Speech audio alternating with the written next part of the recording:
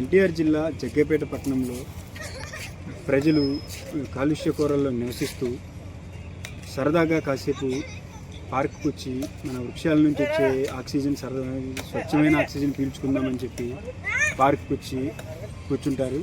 అయితే మన జగ్గైపేట బస్టాండ్కి సమీపంలో బస్టాండ్ ఆనుకొని ఉన్న పార్కుకు సంబంధించి ఆ పార్కులో ఉన్నటువంటి వసతులు, నీటి వసతులు, మన ఇక్కడికి వచ్చేటువంటి ప్రజలకి బాత్రూమ్స్కి సంబంధించి, ఇక్కడ దోమలకు సంబంధించి, మరి లైట్లకు సంబంధించి కానీ ఈ పార్కులో వసతులకు సంబంధించి ఎలా ఉంది, అన్ని సౌకర్యాలు బాగున్నాయా లేదా అని చెప్పి ఇక్కడ ఉన్న పార్కుకు వచ్చినటువంటి ప్రజల అభిప్రాయం మనం తెలుసుకుందాం.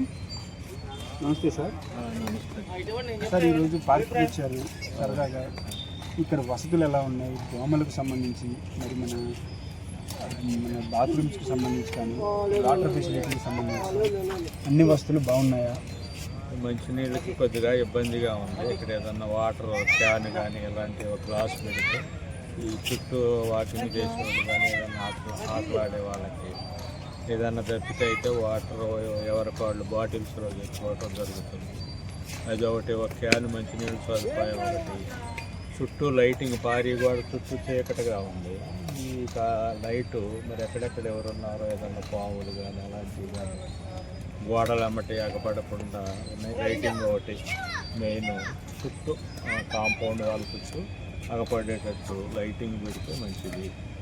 అది ఒకటను. మరి బాత్రూమ్స్ అంటే కొంచెం స్మెల్ వస్తున్నాయి.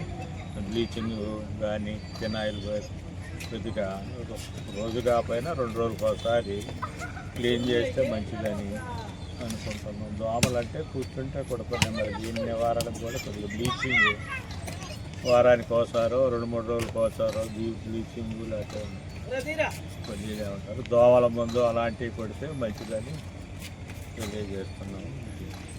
అది. Thank you sir.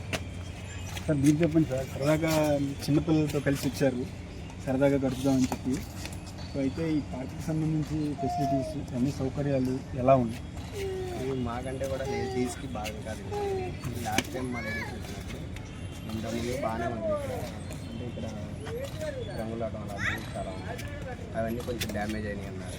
పిల్లగాలను తీసుకెళ్ళి అలా చూద్దామంటే అవి లేవు అని చెప్పేసి మన పేషెంట్కి నేను వచ్చారు. నేను కూడా వచ్చి ఇప్పుడు సెర్చ్ చేస్తే కొంచెం పిల్లలు తీసుకొని వచ్చాను. ఆడిపిద్దామంటే ఏమీ లేవు.